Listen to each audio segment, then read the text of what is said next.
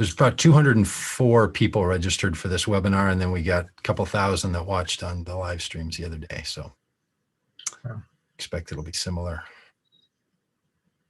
Cool. All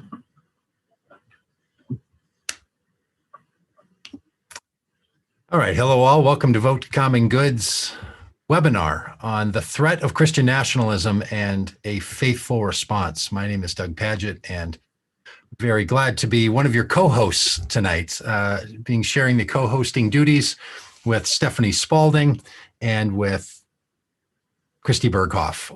We're really thrilled about your attendance with us tonight. We know it's going to be a really meaningful night because there's a lot of work that we need to do in this country.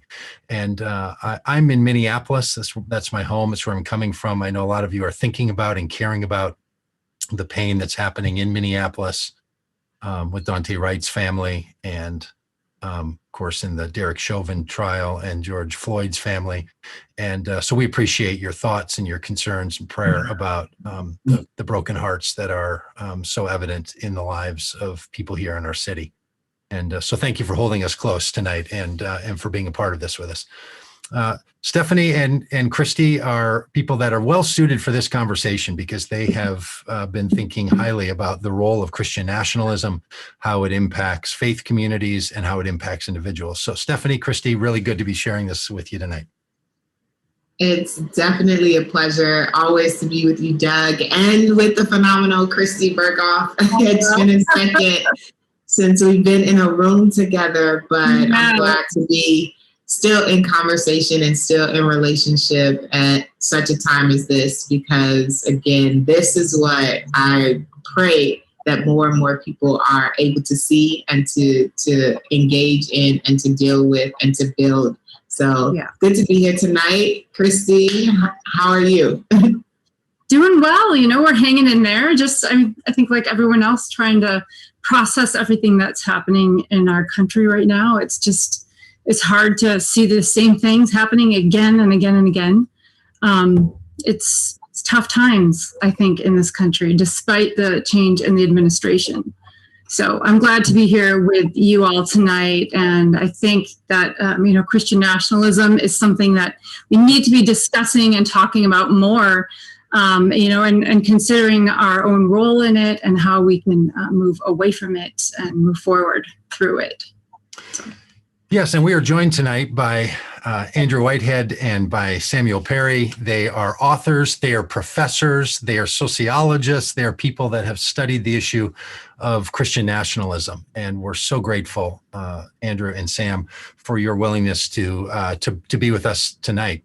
And they're going to give us some understanding and some teaching on what Christian nationalism, how it functions in our world. And I think you're going to find this as something very powerful and helpful, because the deep understanding that they've done by surveys and by scientific study of the opinions around Christian nationalism is something that I think will help a lot of us take that impression that we have in our spirits or in our hearts and to recognize that there's ways to understand that and there's some ways to respond to it. And Andrew and Sam, I'm just so appreciative for your book, Taking America Back for God, Christian Nationalism in the United States. It's one of the great resources that people can use to help them understand what's going on. So thank you to the two of you for being with us tonight. Yeah, really happy to be here. Thanks so much. And yeah, just looking forward to this and more conversations. Yeah. Why don't you give us a little background on what you do? We'll talk more about the book here after we show a video, but tell us sort of where you come from, where you're sitting tonight, and what you do spending your days. Well, yeah, I'll dive in first here. So I'm an associate professor of sociology in Indianapolis is where I'm at now, at Indiana University, Purdue University, Indianapolis. And just came from Clemson. That's where I did the majority of the writing and all the writing really for this book. But yeah, I grew up in northern Indiana in a real religious area, and like maybe many here tonight, just kind of the air you breathe and the world around you, just this understanding of, America is a Christian nation. This is taken for granted, right? We don't even really question it. And I think, growing up with that and then, over the last 15 years, 20 years or so, just really starting to think through some of the implications of that. And then really to this point, the great joy of my professional life is really studying this and trying to apply, the methods that we have and work with Sam and collaborate on this and try to do what we can to add to this conversation, because a lot of people are writing about it, but being able to, really look at data and the extensiveness of this, I think is something that we try to do and that we're continuing to try and do. So I think that's a little bit of, where I come from and what this means to me. Well, thank you. Yeah. So like Andrew, evangelical background, grew up in Dallas and Ohio and Georgia. So all over a little bit, always a part of the church. Went to an evangelical seminary in Texas before I became a sociologist as a second career. And, I think like Andrew, we wanted to bring data to bear on a lot of these questions that we started to recognize a little bit before Trump, in fact, and we didn't realize how Trump would dial it up to 11, the things that we were studying and cause us to question even more. And so I feel like our specific contribution to this conversation, that, like Andrew said, there are a lot of people who are now writing about Christian nationalism, and we're so thankful for that. We feel like our contribution to this really is to try to hang some empirical hooks on this and try to measure this phenomenon, to try to understand how it corresponds, where we see it prevalent in the United States and how it corresponds to the various other attitudes and behaviors that we find so threatening in the U.S. Well, it's going to be a really helpful piece for people tonight to put that empirical study and the analysis that you do, we're going to get a piece of tonight. And hope they also will pick up your book, Taking America Back for God. But for a lot of us, we got into this in the last few months with a whole new level of urgency, because there was an insurrection on January 6th at our United States Capitol that I believe, and so do many people who've studied it, was fueled by, and the driving idea for the insurrection came from notions of Christian nationalism, and specifically white Christian nationalism. We're going to play a video that's about 1 minute and 10 seconds long that was shot inside the Senate dais on the day that the insurrection happened. And we showed this last week in session 1 of this webinar. And I think we'll show it for a few of these, because we have people, first of all, that were not around last week and didn't have a chance to see this. And I think it's important to set the context. But also, I have found, as someone who's watched this video many times, that there is a renewed sense of the urgency when you see these people, these insurrectionists, storm the Capitol, come in, take over the Senate, and then shout the name of Jesus, pray a prayer, and frame their actions inside the Senate as being an act of Christian nationalism, for which they are proud. So I think this is a helpful way to start this empirical conversation about the data with the impassioned response that people of faith and people of good conscience need to have when we see people of our own tradition treating it this way. So here's that video. This was shot on January 6th. All the way back to the monument of D.C. Jesus Christ, we invoke your name. Amen. Let's all say a prayer in our sacred space. Thank you, Heavenly Father, for gracing us with this opportunity. Thank you. Let me take it back. Thank you, Heavenly Father. Amen. For this opportunity to stand up for our God-given unalienable rights. Thank you, Heavenly Father, for giving the inspiration needed to these police officers to allow us into the building, to allow us to exercise our rights, to allow us to send a message to all the tyrants, the communists, and the globalists that this is our nation, not theirs. That we will not allow the American way of the United States of America to go down. Thank you, divine, omniscient, omnipotent, and omnipresent Creator God, for filling this chamber with your white light of love, with your white light of harmony. Thank you for filling this chamber with patriots that love you and that love Christ. Thank you, divine, omniscient, omnipotent, and omnipresent Creator God, for blessing each and every one of us here and now. Thank you, divine Creator God, for surrounding and filling us with your divine, omnipresent white light of love and protection, peace and harmony. Thank you for allowing the United States of America to be reborn. Thank you for allowing us to get rid of the communists, the globalists, and the traitors within our government. We love you and we thank you. In Christ's holy name we pray.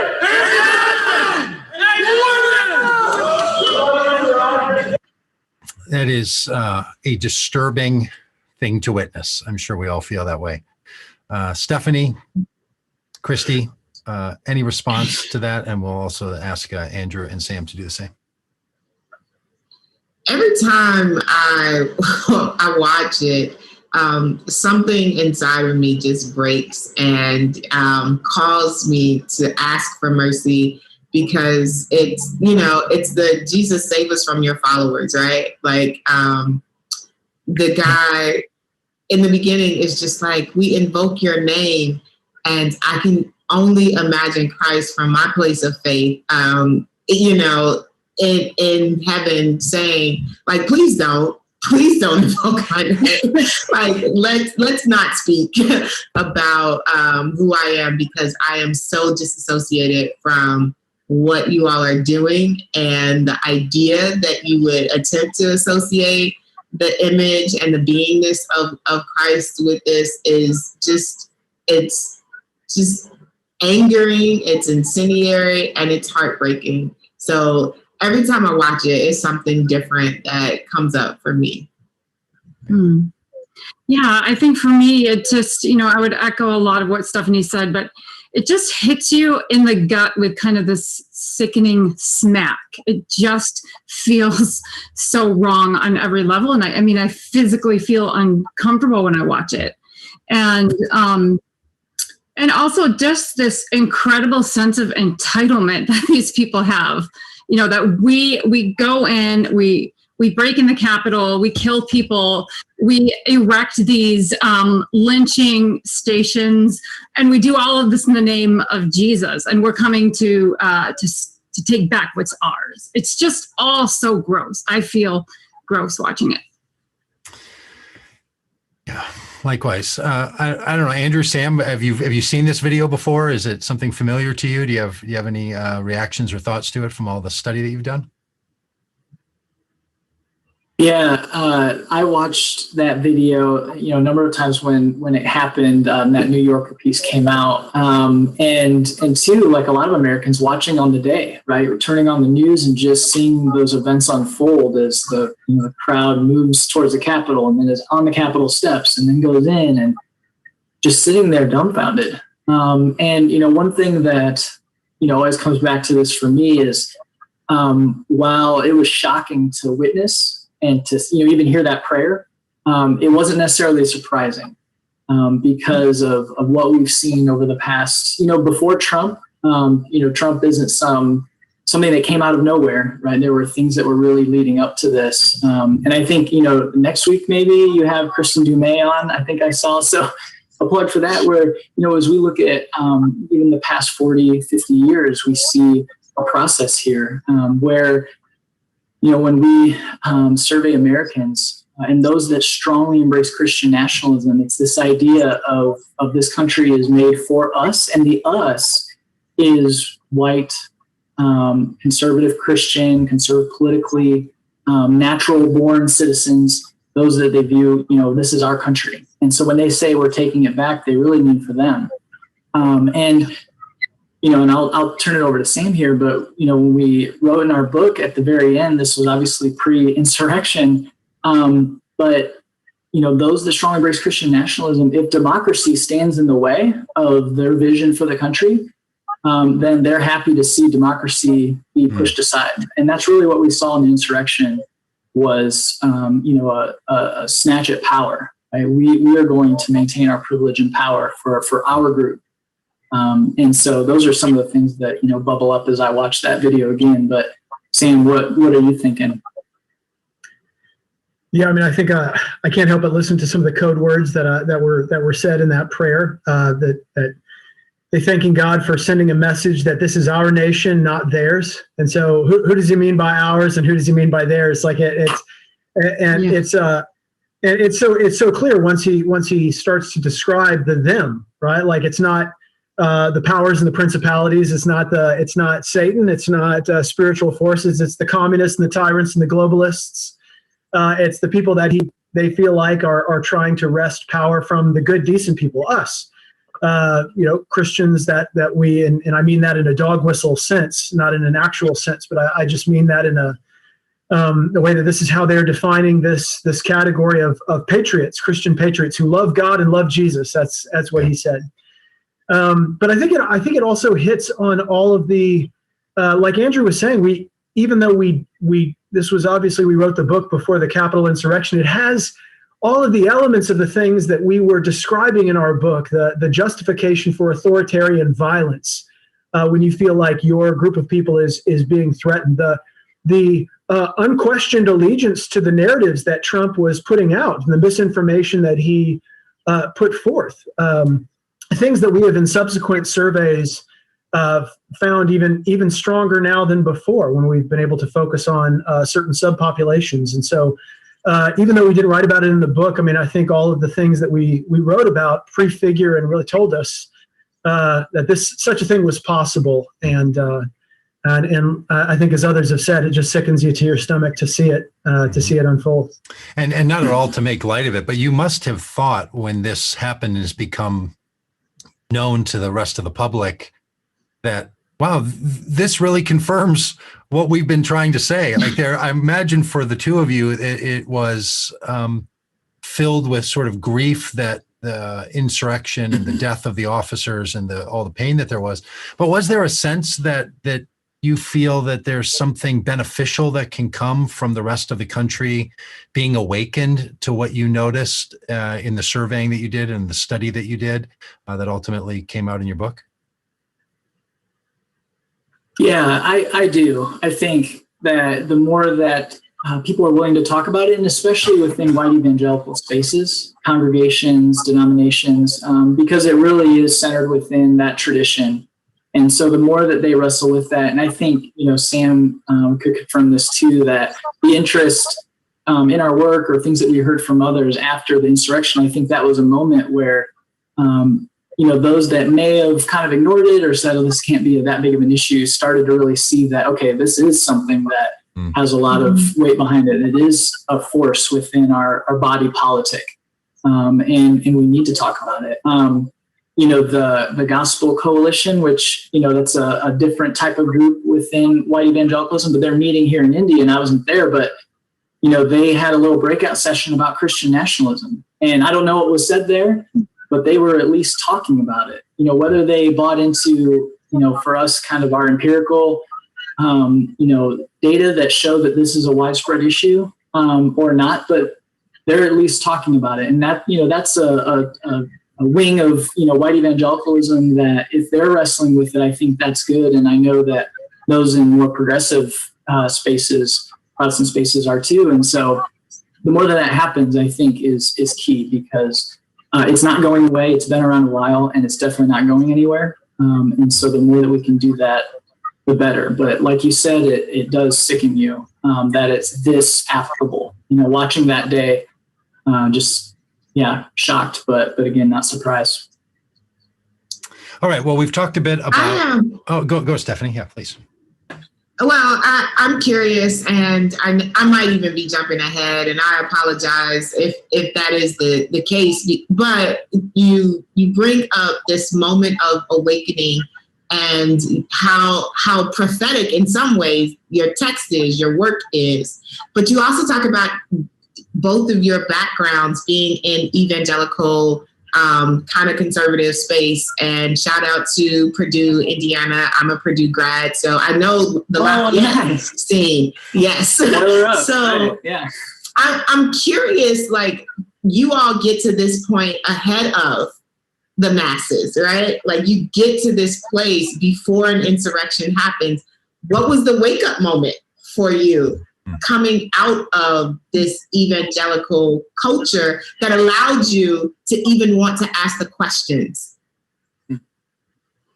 I'll take this one first. I'm quite thankful for my background. I was raised by evangelical parents who I'd say were not Christian nationalists. And this is actually one of the things that gives me hope that evangelicalism doesn't have to be about this, or at least at the very least, like faithful Bible-believing Christianity that loves Jesus doesn't have to be characterized by white Christian nationalism. Because my parents, I was raised in a multiracial home where my parents often would denounce attempts of religious leaders to equate Republican Party affiliation with authentic Christianity. And they called that to account. And when we started studying it a few years ago, my parents welcomed that and celebrated it.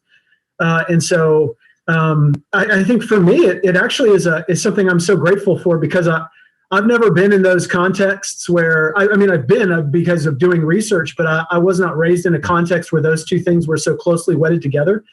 And I tell people it's when you've been able to sit at the feast that you know you're being served excrement, right? Like you know that what you're being served is a lie and it's false. And so I think that has given me a conviction that this is this hot garbage that we see as Christian nationalism is built on a foundation of lies and idolatry, and we'd love to oppose it. All right, so we've talked a little bit about the context. Tell us what's in your book, right? You've done all this work. Give us the Cliff's Note version of what you found in the study. How prevalent is this? Who believes it? What did you learn when you did this? And is it really a threat, or are people like us and others who are worried about this? Are we all due about nothing here? And this will just is a little virus that'll be in our system, but the body politic and the church will ultimately be fine. What did you find out? Yeah, well, I'll dive in first and then let Sam finish it off. So in our book, we performed were able to get data on these large national surveys, and we asked respondents 6 different questions where they could strongly disagree to strongly agree with them. Things like, the United States is part of God's plan, or the federal government should advocate Christian values, or declare the U.S. a Christian nation. And so the degree to which people strongly agreed with those or strongly disagreed, we assigned them point values, and we're able to create a scale by adding all those different questions together. And we did that because it's really important to understand that Christian nationalism isn't a binary, yes or no, but that Americans really are all along a spectrum, where some embrace it really strongly. Some, see, Christianity being a part of what we do in the U.S. is important, and others kind of resist that. Or the rejectors, who we see on the very end of the scale, say, there should be no fusion of this type of Christianity, which we define in our book is really this idea of a white, conservative, natural-born citizen. That's the Christian that they're talking about. American civil society shouldn't be fused to this type of Christianity. And so when we're able to create that scale, we can now look at, well, how do these respondents view the world? And there were 3 basic things that we tried to do throughout the book, and were our main takeaways. Is the first, that Christian nationalism matters. And so Sam, he'll be able to share, even with his more recent data, that when we're looking at anti-democratic attitudes, or we're looking at policing of African Americans, if we're looking at immigration, if we're looking at refugees, if we're looking at religious minorities, we're looking at all these different important hot button issues, Christian nationalism consistently matters over and above whether you're Republican or Democrat, whether you are an evangelical or a mainline Protestant or unaffiliated, whether you attend church a lot or you believe the Bible should be read literally. When we account for all those things, Christian nationalism is still consistently one of the most important predictors. So what that tells us is that this is a key lens through which Americans view their social worlds. Whether they embrace it or reject it, it is doing work in how people are interacting with their world.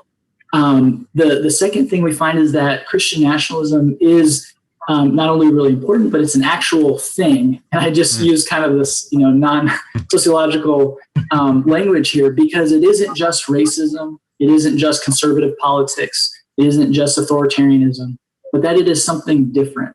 It's its own thing. And so we're studying that. And then our final kind of main finding is that Christian nationalism does not necessarily equal being religious or being evangelical or being a faithful Christian. because we find that those that reject Christian nationalism but maybe attend an evangelical Protestant church, they look completely different from fellow evangelicals who might embrace Christian nationalism really strongly. And so this is something that cuts across religious traditions. So if you're a white Catholic or a white mainline Protestant who embraces Christian nationalism, the likelihood that you really support the insurrectionists is equally high to white evangelicals, what we're finding. And so this is something that really operates across religious traditions. And so those are some of the key kind of points we make in the book. But Sam's been collecting some amazing data lately. And so, yeah, Sam, I'll let you share just a little bit of that. Yeah, I mean, just to finish off the discussion of the book, though, I think the way the book progresses is we describe how really Christian nationalism worships at the holy trinity of power, boundaries, and order. It values three things primarily: power and making sure that our group stays in power and is able to maintain that power. We demonstrate that in the book through its Christian nationalist support of Donald Trump and his policies and his brand of politics. And we've been able to demonstrate that in subsequent studies as well. That Christian nationalism, and especially white Christian nationalism, is very concerned with maintaining proper boundaries between us and them. That's really one of the things that Christian nationalism boils down to, is marking off who is the us that has the rightful power in the United States and who is the them that we oppose and want to make sure that we marginalize or oppress or drive out. And then the last one is order. Christian nationalism at its core longs to establish and reinforce a very particular traditionalist social order in which everybody recognizes their proper place in the family, in society, in the church.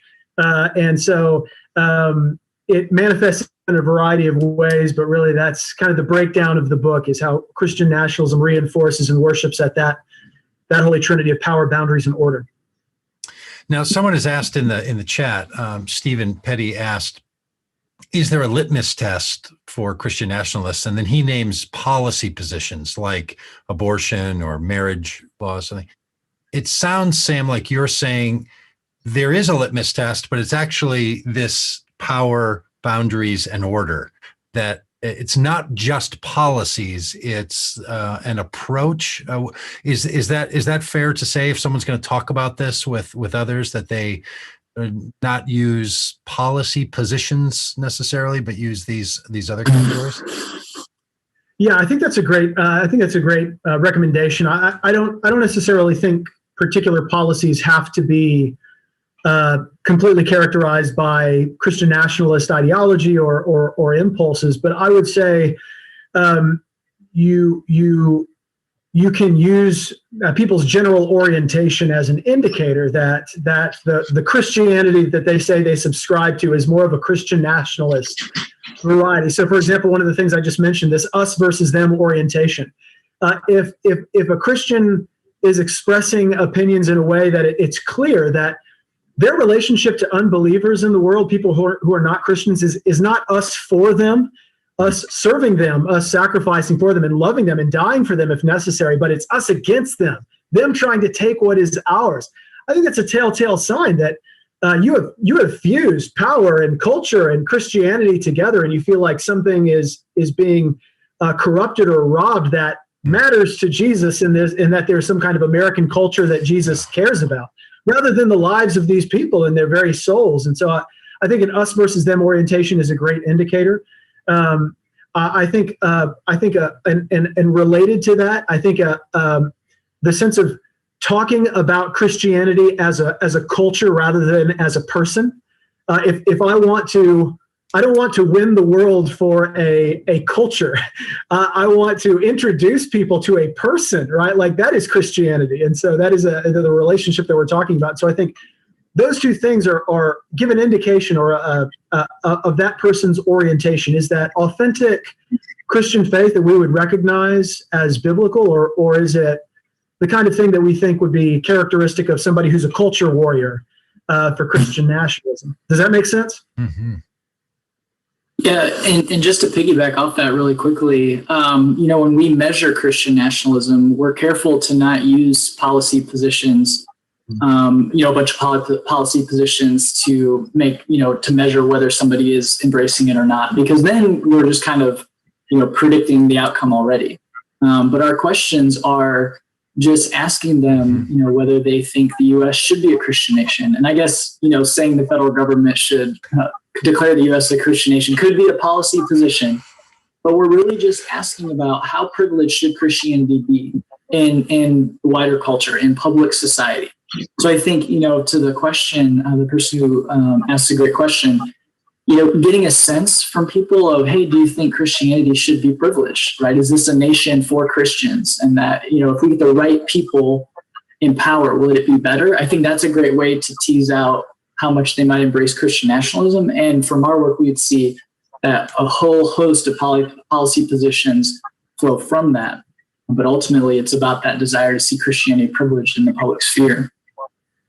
Can y'all talk about the who you all surveyed? Because again, I could sit here and I'm sure that there are audience members who will sit here who are Christian, whether Protestant, mainline, evangelical, Catholic, and they'll be like, I wasn't surveyed. And maybe, like they're skewing the conversation, right? So can you talk about the who?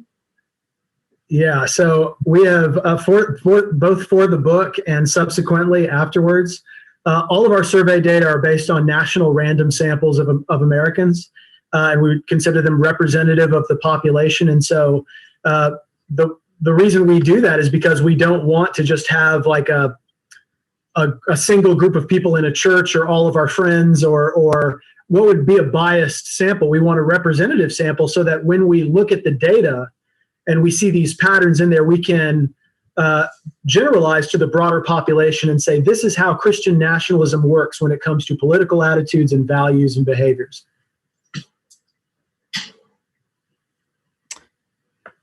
Well, one of the things that you do in your book is you suggest these categories. I guess, Andrew, you mentioned it earlier that there's sort of a spectrum. Can you say a bit more about this? Because I think a lot about the pastors who are watching this and who are engaging in this because they're giving ministry leadership. And I've been a pastor for a long time, and I didn't want to talk about Christian nationalism. I'm like, look, that's fringy stuff. I don't want to pick a fight with those people.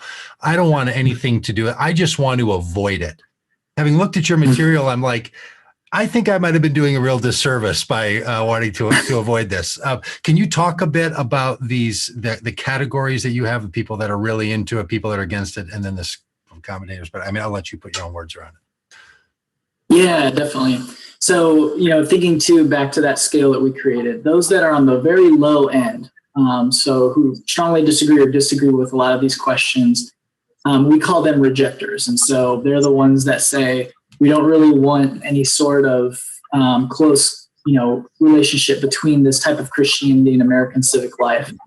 And so then we have resistors. And these are Americans that are a little more undecided. So they don't wholly oppose Christian nationalism or Christianity being a part of the conversation, but they're definitely uncomfortable with it.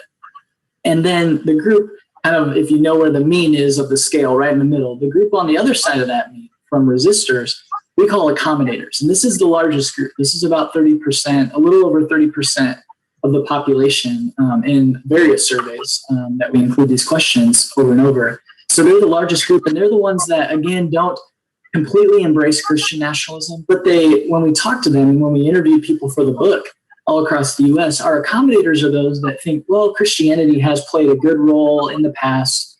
It should be a part of kind of what happens in American civil society. Maybe a little uncomfortable with it being the only religion, but they kind of are like, well, most of us are Christians. And so, yeah, the prayer at the Friday night football game should probably just be Christian. But again, they aren't quite as strongly embracing it. And then you have ambassadors, and they're the ones at the highest end of the scale. And they're the ones that really strongly embrace this idea of the U.S. is a Christian nation. Always was, always should be. We have to take it back in order for it to maintain a blessing from the Christian God. And ambassadors are just around 20% of the population. So if we put ambassadors and accommodators together, it's a little over 50% of Americans are at least open to or friendly towards this idea of Christianity being privileged in the public sphere. And so when we look at it in that sense, churches, people kind of self-select into different churches, but think most white evangelical or even white mainline churches are going to have a lot of people that are at least somewhat embracing Christian nationalism. And I would say I think this has been one of those things that if we get pushback from the book on it is people are just shocked that this isn't a fringe thing as much as they would like to. So I'll just give you an example, and I don't mean to. I'm not bashing anybody on here, but after the Capitol insurrection, Al Mohler goes on his show and is talking about Christian nationalism and addresses some of the things that we had written.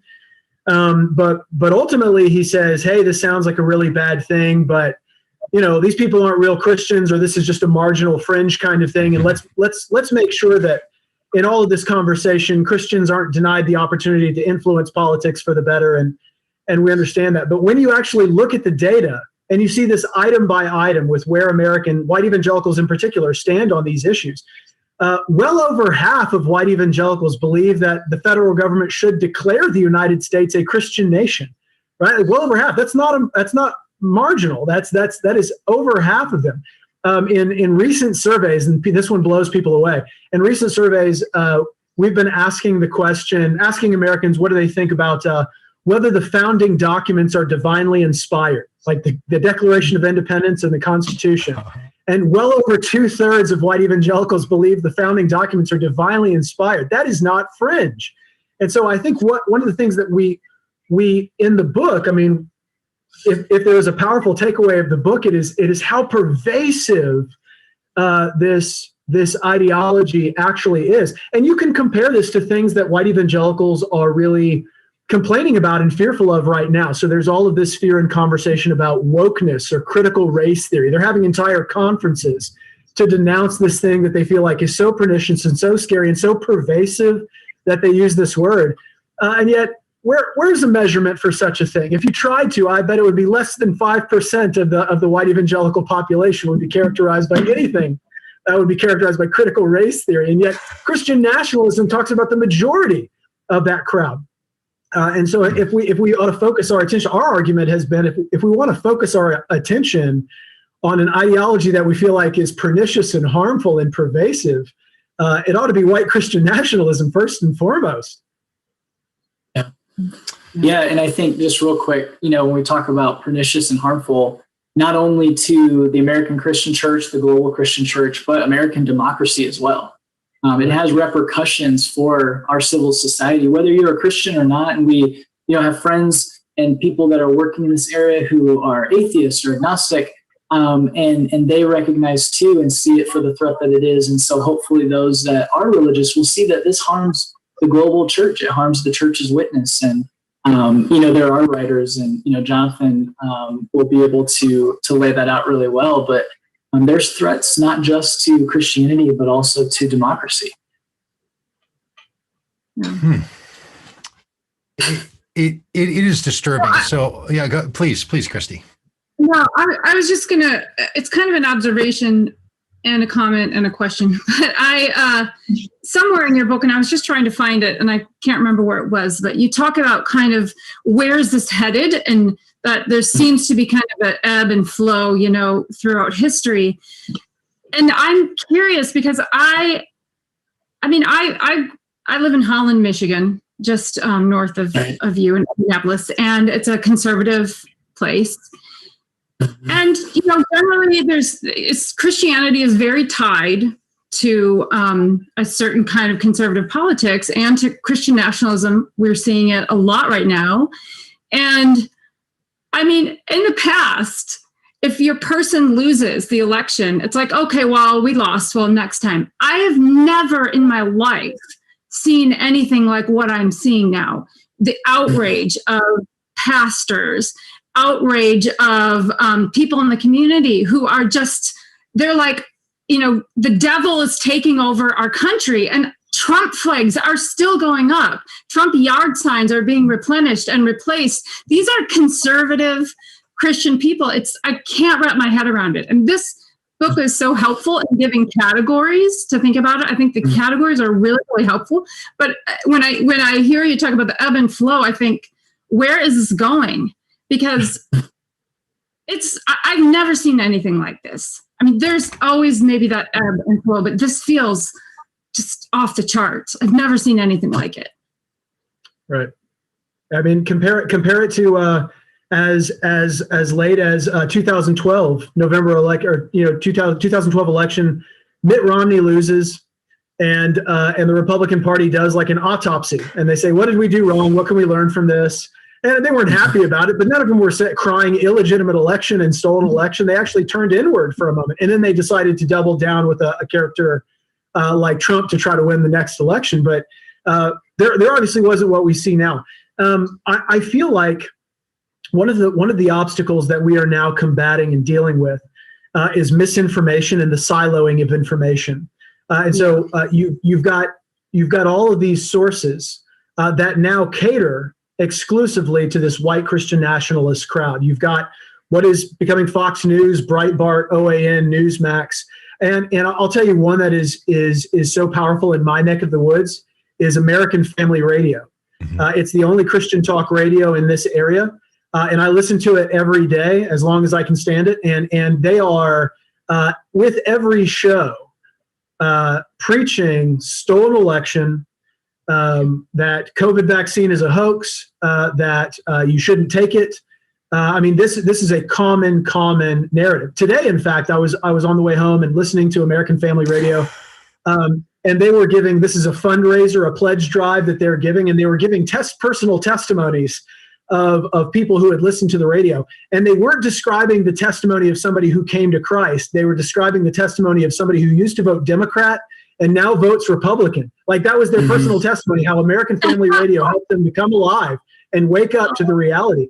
This is the kind of thing. And so the more people silo into these isolated information sources, and to trust these sources is to deny the trustworthiness of those sources. I think we have this ever increasing challenge of misinformation, of conspiracy theory, of feeling victimized by everybody else. And so it's an uphill battle for sure. We have a few people that are asking some questions in the chat. So hold on to that thought, if you would, Steph, for a minute. And I think Mary Blessing. Oh, yeah, I was just going to get to some of the, the questions. All right, we're going to go to Mary. She's going to talk it in. Other people, if you're in the chat and you want to raise your question with your voice rather than the chat room, you're welcome to do so. So you can do that. And hey, Mary, are you live here with us now?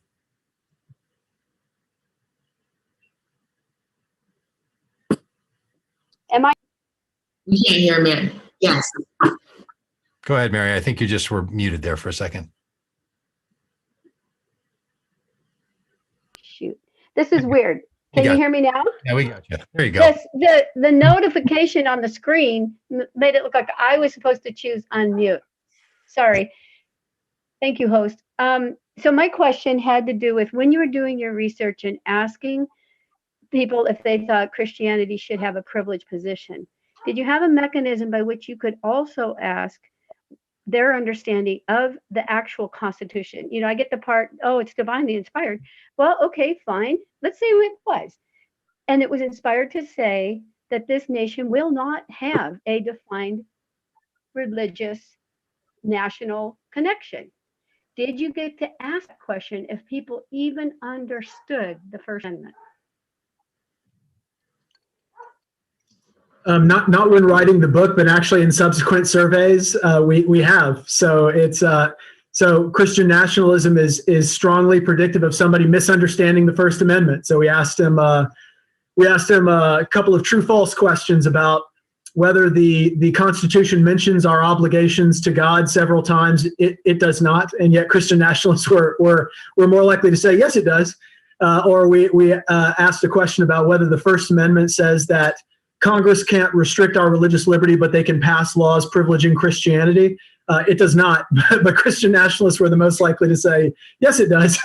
And so we do find that people who affirm that the Constitution is divinely inspired also happen to misunderstand a lot of American religious and political history. Yeah. Steph, did you have any other questions there in the chat that you wanted to raise? that people? Yes, there are a couple of other questions again, and people are really curious about like the who, like who are these individuals? They want to know what was the sample size, and to Mary's point, also the intelligence level. Did you all capture any of that information? The formal education of these individuals outside of what they might colloquially know of the Constitution? Yeah, we did. So, the three main data sources, we did interviews, we did on-site, participation in Christian Nationalist services at different congregations. And then we had the quantitative data, and there were two primary sources of quantitative data. So one was the General Social Survey, which usually has, an N, which represents the number of respondents to the survey, can be, in the 2,500 to 3,500 range of Americans. And it is a nationally representative survey, and it really is the gold standard. Since the 70s, it's the gold standard of social science surveys. So we use that, and we also use the Baylor Religion Survey. And the different surveys that we use are around 1,600, 1,500 respondents, and it's a random survey of American adults. And so, for some people, they might see that and think, oh, that's barely anybody. But the beauty of statistics when I teach research methods in sociology is that a sample that size is actually extremely powerful in being able to make point estimates or at least examine relationships. Where, even with extrapolating to 300 million adults, if you want to be within a couple percentage points, you need a couple thousand respondents. And so we're able to lean on the power of random sampling and sampling theory to be able to extrapolate across these different places. And then regarding education, we account for education level in all of our models. So in the book, we just show bar graphs, to keep it relatively straightforward and easy to digest. But for the stat nerds who really get into that, we put all that in the back. And you can see in all of our different models, multivariate models, we're accounting for income, we're accounting for education. And so what that means is that we're able to compare, people with similar education, but maybe different on Christian nationalism. What's the effect then of them being different on Christian nationalism? Or if it's both low education, what's that effect of Christian nationalism? So we're able to account for those effects overall. Awesome. I think that there's one more question. Mm-hmm. If we don't have time, that's cool. No, we do. Yeah, for sure we do. Yep. Awesome. The last question is, all right, so how do we quote unquote save these people, so to speak? Do you offer a methodology for changing the minds and souls of white nationalists? What is it? So if it's not education or poor religious instruction, like what's the method for trying to get these people to see the light? And I'm using all of the metaphorical language.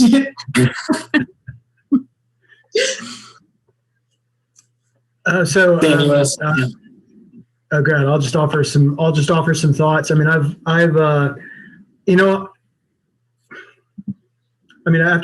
what we've seen over the past year, I go back and forth between being really optimistic that we can turn some things around, and then other times being of the opinion that it's going to get worse before it gets better. I think some things that we can do to try to make it better before it gets worse is I think really challenge these sources of misinformation.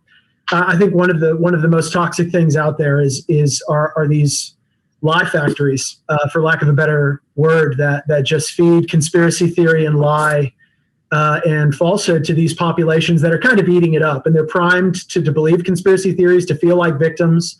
They just lost an election.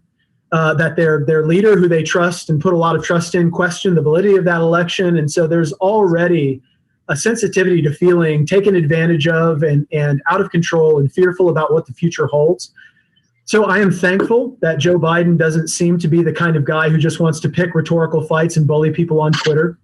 I'm thankful that that Trump is no longer on Twitter, because I feel like freedom of speech, even though I think a lot of people think about freedom of speech being a priority, freedom of speech doesn't give somebody the privilege to shout fire in a crowded movie theater. And Trump was shouting fire in a crowded movie theater 10 times a day on Twitter for fun. And he was a main conduit of misinformation. And so I think getting a hold of those sources of conspiracy theory and misinformation, shining a light on them and denouncing them. I do think conservative Christian leaders have a role to play in standing up for what is true and what is right, and saying, look, we have taken this and acknowledging, like, hey, maybe I shouldn't have bought into these lies. Maybe we should have reconsidered where we were going with this. But now let's make it right, and let's start doing the right thing. I really do. I'm not ready to write off those populations. I think the extreme ambassadors, like Andrew was describing, to some extent, that population may be a little bit too radicalized for us to reach right now. But those accommodators are worth talking to, right? Like we can speak to those accommodators and say, look, this is too much. This is wrong. This is idolatry. And let's bring it back to, I think, what we can all agree on, the values that we can uphold to defend democracy, to be a good Christian witness, to defend the integrity of the church. I think that's what I want to work for. Well, Sam, Andrew, thank you so much for this. Again, the book is Taking America Back for God, Christian Nationalism in the United States. And I have to say to people every time when I recommend this book, they're against Christian nationalism. I don't know if there's going to be a retitle, but I don't know, maybe put a slash through something there. It's not a handbook. It's not a handbook. Not a how-to. Yeah. So it's one of those. Jonathan Wilson-Hartgrove is going to join us here in just a moment. But Andrew and Sam, thank you so much. You're very gracious. Your work is so important, and we're so glad to have it. We're going to talk a bit about you as you step away, and then we're going to bring Jonathan on here in just a moment. So to both of you, thank you so very much. We really do appreciate it. Thank you. Thanks to you all. Yeah. Christy, Steph, I mean, I was just sitting here reading these great comments. Jeff Douglas says to all the panelists that the 2020 polling told us that Trump support was even higher than people thought, and maybe the polling wasn't accurate. And I kept thinking, what if it's even worse than we thought here? What if there's even more difficulty and pain? All right, we're getting a little feedback there. Sorry about that. What if there's even more difficulty and pain than we ever imagined? And just seems like we're really this webinar and all the other work that's being done is really important for this work, huh?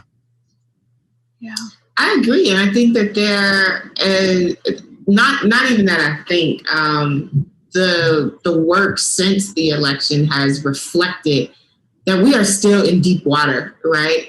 If we're looking at the pushback to voter legislation, we are in so much deep water that it is far from being over.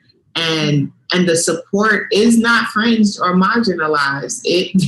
There were still tens of millions of people that wanted Trump to be president, and they are having conversations about him running again. Mm-hmm. Yeah. I really appreciated this last comment too about how, conservative pastors have a role to play. They have a really important role, I think, in helping to steer some of these changeable minds towards truth. And I know in my area, at least, pastors are really wrestling with this, and they don't know how to do it. They don't know how to do it because they're fearful that they're going to lose their job, and with that comes their pension and everything that goes with that. It's a big deal to think about speaking up in this way. So I think as many resources or as much help or advice as can be put out to them, they really are struggling, and they really have this ache in their heart. I know Christian school teachers, Christian educators in the colleges around here, same thing. And I'm sure all over the country are really, really struggling with how to cope with this, how to talk about it, how to address it. Yeah, well, there's no one I know better to do that than our friend Jonathan Wilson-Hartgrove, who has joined us. Jonathan, thank you. Your work on figuring out how to be in the public spaces to have a witness and not delve into Christian nationalism has been just so crucial. We're so glad that you're here with us tonight to give us some reflection on this. And I will just mention that Jonathan did a webinar series, a multiple session webinar series. I think it was 4 or maybe 5. Jonathan, you can remind me. 5 sessions. 5 sessions this last month. They're all on YouTube now at the School for Conversion, so folks can watch them there. We will push them. We will send those links to all of you registered for this webinar because it is that good. It's just excellent. Jonathan, what's our way forward from a pastoral ministry sort of perspective? How do you think we should move? Well, let me just say, first of all, you've just heard from the very best sociologists. I mean, I've got my book right here. This is the copy. To understand, I think, what's going on, what you've just heard is incredibly important. The only thing I would add to that in terms of where we need to go from here is that what they're describing empirically is the result of very intentional efforts that, let me add this, were and have always been and still are very well funded. So none of that is going to go away. And I think what Sam was saying there at the end about how, the ambassadors are going to continue to be ambassadors. Well, they're going to continue to do it because that's how they draw their paycheck. And for anyone who wants to understand better where all this is coming from, I would strongly encourage that you also learn about the research that Ann Nelson has done on the Council for National Policy, because there is one place where for the last 40 years, all of this has been coordinated. It's called the Council for National Policy. It was founded by Paul Weyrich. He's the guy who gave Jerry Falwell the name Moral Majority and convinced him that he needed to form a white voting bloc that would vote not its race, but its faith. And that's how we got the religious right. So that is what has brought us to this point, and I think created the culture of Christian nationalism that they've just described so well. What can we do about that? Well, I think what you were saying earlier is incredibly important to acknowledge, that while the religious right has pushed this nonstop for 40 years, the response to it has largely been from secular Americans, right? The only sort of organization that formed and sort of named itself as resisting the work of the religious right was People for the American Way. And, God bless Norman Lear. I liked his TV and I liked his organizing too. But what it created was a context in which the mainstream media and I think mainstream Americans understood the alternative to so-called biblical values and family values that the religious right was promoting as a kind of secular America. What we lost in that was the powerful moral witness of Christians and people of other faiths who want to build a multi-ethnic democracy.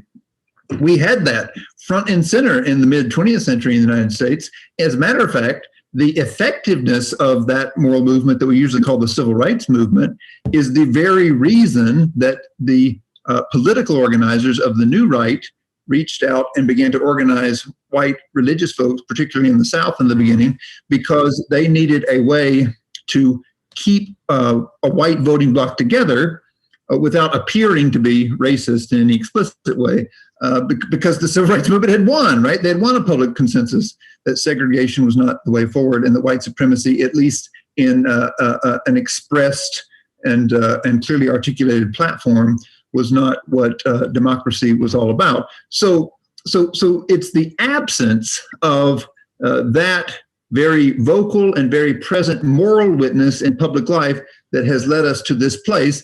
I think what's critical in this moment is that we all need to invest in institutions that bear that public witness. And I think especially for white evangelicals, it's absolutely essential to realize we do not have much wisdom in this field. So we need to be learning from Black sisters and brothers. We need to be learning from brown sisters and brothers. We need to be tying in to organizations like the Samuel DeWitt Proctor Institute, the Repairers of the Breach, the Voices Project, Freedom Road, our sister Lisa Sharon Harper. I mean, some of these are older organizations, some of them are newer, but we have organizations led by people of color that are inviting Christians to bear witness in the public sphere. White evangelicals need to be following those organizations. That would be my most succinct advice. I just want to be clear about what you said, Jonathan, in terms of two things. That one, and to Christy's earlier point about where pastors may or may not be wrestling right now, is we need to move our money if they will not uphold the morality of this moment, right? If we are facing this, pushback from the right that is really well funded, then those of us who are like at the grassroots level or going to these congregations every day, listening into the podcast and the sermon, we need to move our money and send messaging that, look, we need a morality that upholds what Christianity really is. And then that second piece, that we need to be coalition building with BIPOC-led community leaders. Amen. Yes, indeed. And I mean, let me say this. I think what you're talking about on the first point, in terms of really challenging churches that we may be part of or may be connected to in some way, the challenge that I think is most important is the challenge to get involved, right? Too often what they were describing as ambassadors are those Americans who participate in Christian congregations who are not all that enthusiastic about the agenda of the religious right, but have basically decided that it's most comfortable for them if they don't challenge it too directly, and if they more or less talk about Jesus in a way that Jesus assures you some eternal salvation and some, peaceful life for you and your family in this world. That's kind of the Jesus that has been preached. And I'm not just saying on the sort of theologically conservative side of things. There's a lot of mainline white congregations that might be theologically liberal, but more or less still preach a Jesus that just lets you be more or less comfortable. And I think it's time to reclaim the Jesus who disturbs the peace.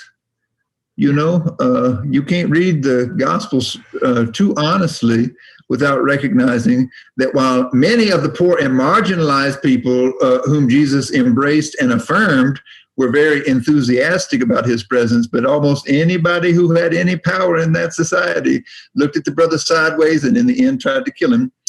That's the response people had to Jesus, because Jesus said, the kingdom of God is at hand. The kingdom of God, while not a partisan organization, is certainly a political entity. And I would contend that it challenges any party within any political system of this world.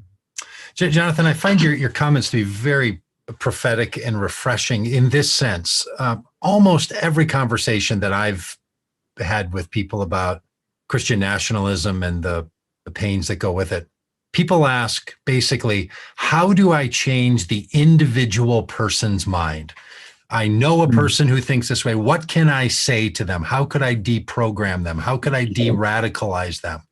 I hear you suggesting that the way we do this for an individual is to move in community or to move in a collective action of some kind, not just to go with one conversation one-on-one, but to try to remake the conditions in which these individual people are holding these beliefs. Is that, am I getting at what your advice is?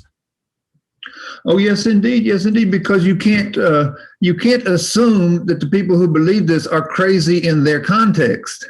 But again, back to the empirical data that they were just laying out, there's far too many people to think that this is just, some sort of aberration that needs to be treated in individuals. No, this is a culture that is feeding people lies, reinforcing those lies, and inviting people to understand themselves as part of what I think people of faith, Christians, can only call an idolatrous worship of the nation as the kind of ultimate end. And the alternative to that has to be building a better community to invite people into. And I think while we need to be building culture in all kinds of ways everywhere, any strategic effort to address this has to especially focus on building community in rural places, and in particular in places that have been media deserts, because that is where, to get into the weeds a little bit, the Council for National Policy that I mentioned has had the executive leadership of all of those media companies that Sam mentioned, from American Family Radio to Breitbart News to Fox. They've all been on that council. They've all coordinated with each other for decades. And what they have done is they have strategically gone into places where there are not local newspapers anymore, where there's not local radio, and they have blanketed it with their message. So it's entirely possible, if your pastor participates in the Family Research Council's pastor program and takes their free literature, and if you are a member of the Republican Party and the NRA, which, by the way, have also coordinated very closely with this group, and if you listen to American Family Radio when you're driving the tractor out in the field, it's entirely possible that you never hear any other narrative in your life, right? There is no alternative in the place where you are. And so you would be crazy in that context not to believe this stuff.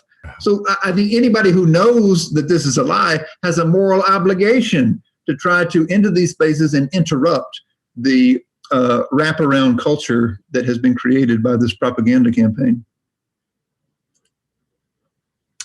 It is becoming clear to me that I have spent my adult pastoring life, nearly 30 years, in the self-proclaimed narrative as a rejector, to use the words from the book that Sam and Andrew wrote. That's what the narrative I've told myself.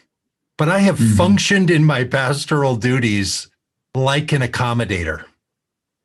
Now, I didn't know I was, because I wanted to not talk about it. I thought it was fringy. I didn't want to bring it up. Not because I just didn't want to debate with someone about, do you think America is a Christian nation or not? I was so convinced of my rejector status that I didn't even think it was worthy to engage. And now I think, boy, we just left a lot of people who may have grown up with a different narrative, never even questioning it. And it feels a lot like the realization I had a number of years ago when Jackie Lewis said to me, well, you might be a non-racist church, but do you think you could pursue being an anti-racist church? Like taking proactively that you're going to try to drive it out? I'm having that very same moment now around Christian nationalism, where I would nearly break my elbow patting myself on the back for how deeply I held rejectionist attitude. But I think if you looked at my life at all and the stuff I said, wrote about, talked about, sermons I delivered, I gave 0 sentences to this topic. So somebody could have been around my life and the church that I was pastor of for 20 years and hardly ever heard me taking this on, so they wouldn't know. So I think about, man, maybe people like me and others really need to speak up specifically about these issues. So I don't know, Christy or Stephany. Well, let me give you one very concrete thing for this year. You and any pastor in a similar context who's feeling such conviction, here's one thing you can do in 2021. Because I've been following closely the conversations among the Council for National Policy and their organizations, and they have all committed themselves to one thing in this year. They think it's their only hope of holding on to the power that Sam and Andrew were telling you is so important to them. They've decided that they're investing all of their energies this year to pass voter suppression laws in state houses. What if you, as a pastor, spent this year explaining to your congregation and having forums and conversations with your congregation about why voting rights is a biblical value, why it's a moral issue, why Christians, while Christians can have various political ideologies, various partisan affiliations, Christians around the world, participate in all sorts of different governments. But in the United States, if you believe that all people are created in the image of God, and you acknowledge that we live within a democracy that has guaranteed the right to vote to all citizens of a certain age in this country, then the systematic attempt to deny that right to some people so that you can hold on to power is a denial of the recognition that they are fully human, that they are as fully in the image of God as you are. And that becomes a moral issue. I think it's a sort of line in the sand that churches could call people to this year and say, look, if you're on any of the mailing lists, whether it's the Susan B. Anthony list or the NRA's list or the Family Research Council's list, you're going to be getting a steady stream of lies about, rampant voter fraud and the need to have election integrity because this is the only way we're going to preserve our democracy. And all of that has been hashed out in rooms where people are very clear that if the increasingly multi-ethnic demographic of this country turns out to vote in the numbers that voted in 2020, they cannot win the elections they want to win. They can't get Georgia back, and they're going to lose Texas. They're going to lose Florida, and this is their primary concern. So if that's the case, could we make voting rights a moral issue in 2021? That might be a place to put a little skin in the game for evangelical Christians. Very good. Well, I'm not pastoring any longer, so I'm off the hook. I feel free as the breeze. So it's on the rest of it. But you're not, Doug. there are different ways. There are so many different ways to pastor, whether that's through a podcast or. Hey, there's a great comment. There's a great comment that came in from a pastor in this area who has been speaking out and who was fired for it. I'm just gonna. Can I read it off the things that came in? Please do. Yes.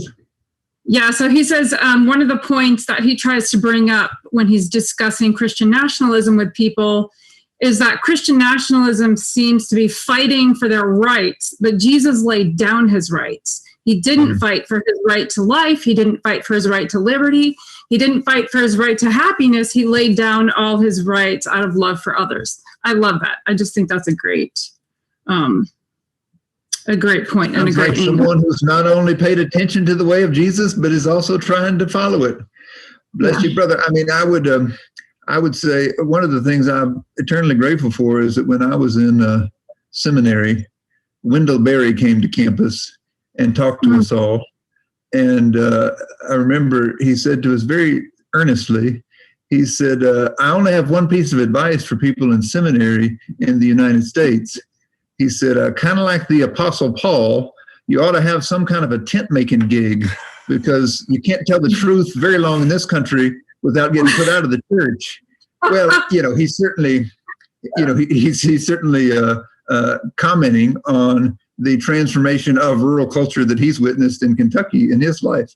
Now, I don't think it's the case that all of our churches are all gone, but I certainly respect, the willingness of somebody to say, look, when Jesus's way departs from the church's way to the extent that the church no longer wants to be pastored in the way of Jesus, it may well be time to step away and ask, how else you could use your energies to serve the kingdom of God.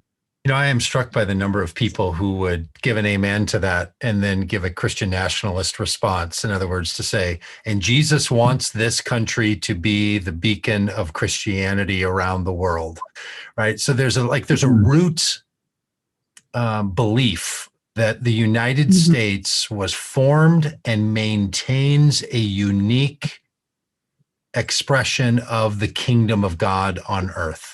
And that's what I have found so deeply inside of the Christian nationalist conversation, that when you challenge that, that's where the pushback really starts to get difficult. Because I think there's a lot of ways that Christian nationalists can take all of the let's do the right thing, let your morals drive you when you vote, but they're committed to this country staying a Christian nation that they believe it was founded as and needs to return to.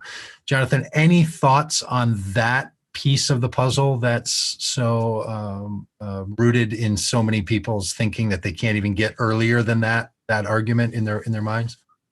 Well, I would say the best remedy in practice is to be proximate to those people and even those Christian siblings in the family who have been marginalized by American society because they are not likely to believe in its exceptionalism.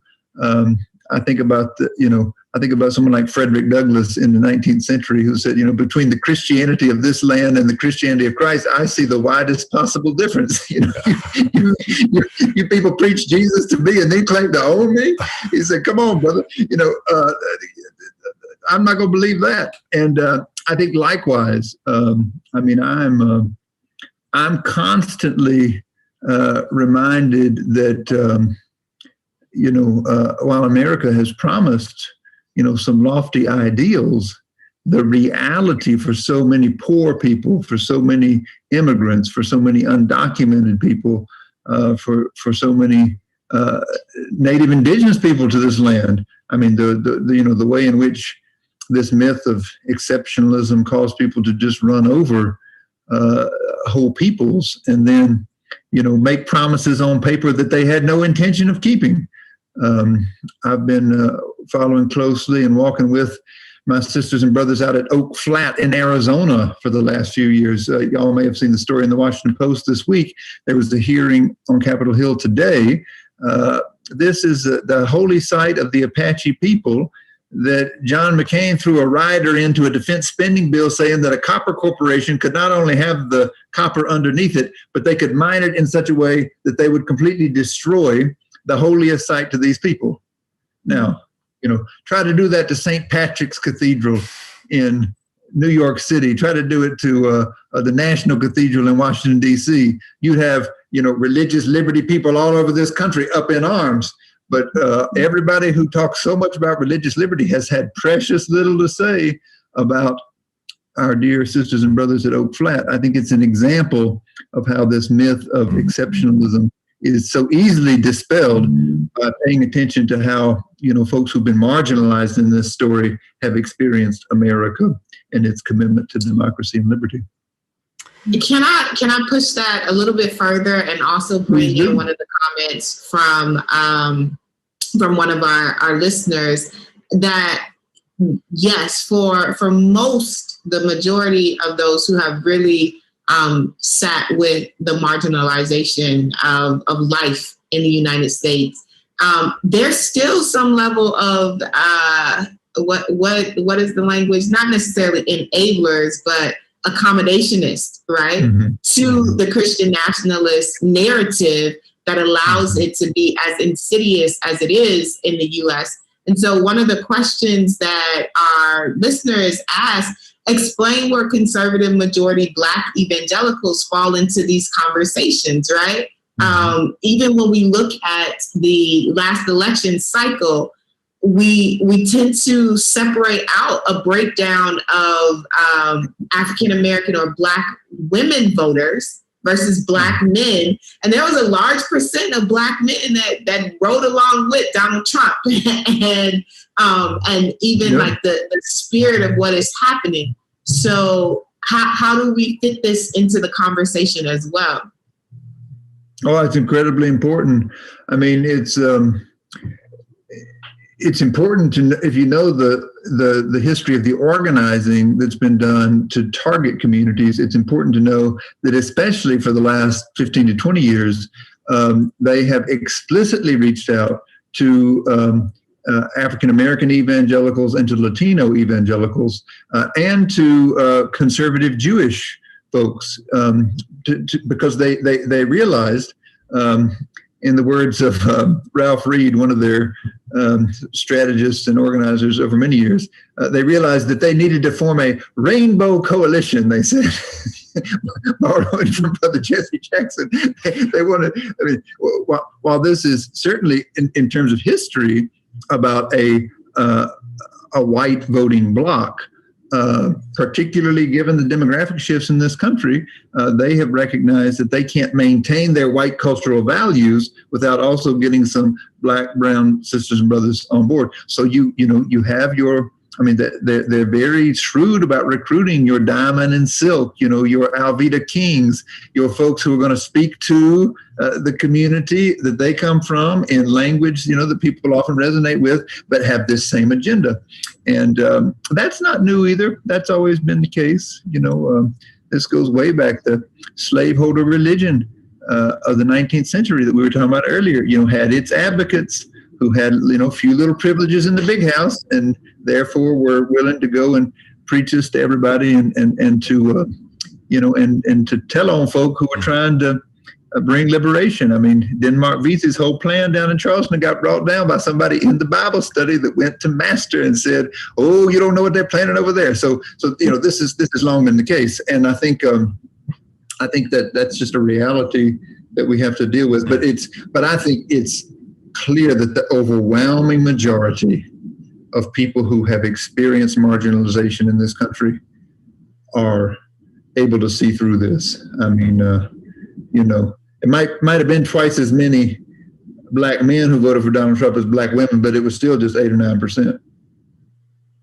And it tells us that the work is not done, and it's not as simple as some of us might at first blush believe that it is. So Jonathan, thank you for all of your good work.